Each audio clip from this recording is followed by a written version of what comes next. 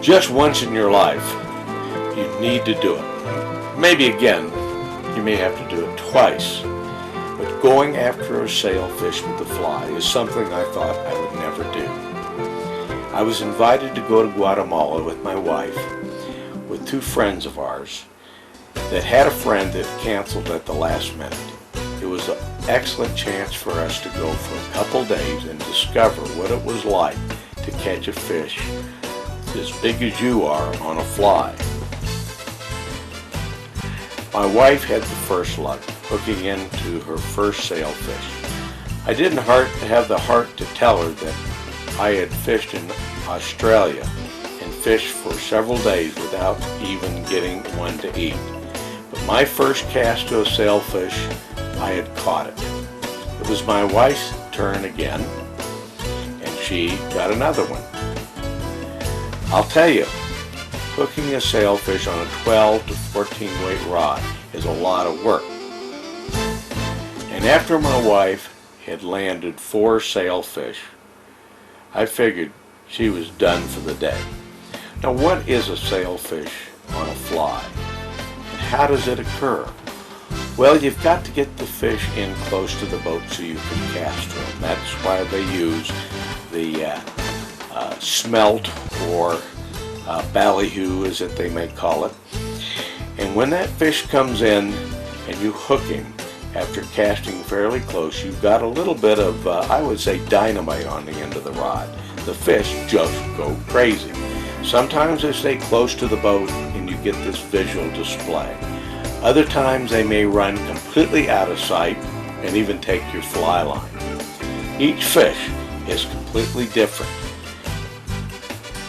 It's a lot of work, but very rewarding. This is my host, my friend Ed Opler, bringing in one of several sailfish. Right now, the hot place in the world is Guatemala. A lot of fish, great protection from the government, good skippers, and especially good boat mates or guides. I'm going to tell you, you can really get hurt when you deal with the fish this size. You've got to know what you're doing, and these boys do.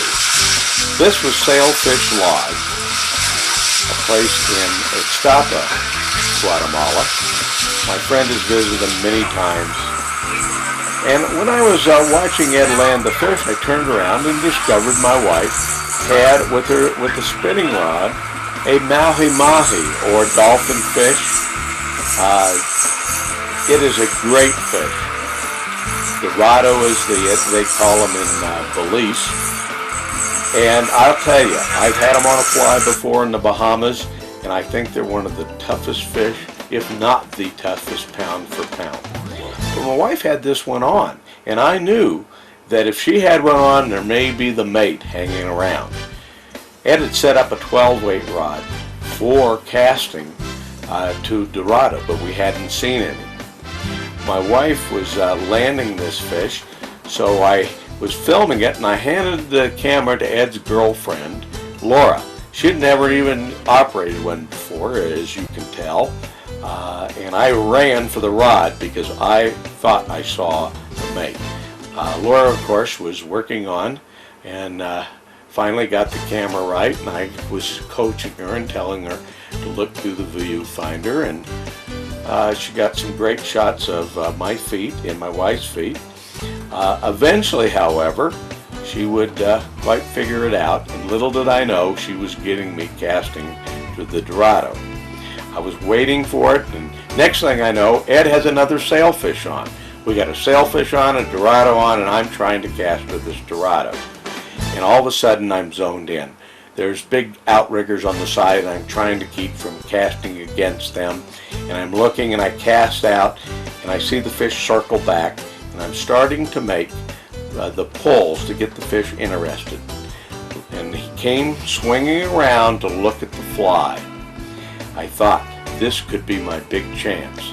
I teased the fly to try to get him to come, and he turned on it, and he was starting to open his mouth to take my fly, when out of nowhere landed this big ballyhoo.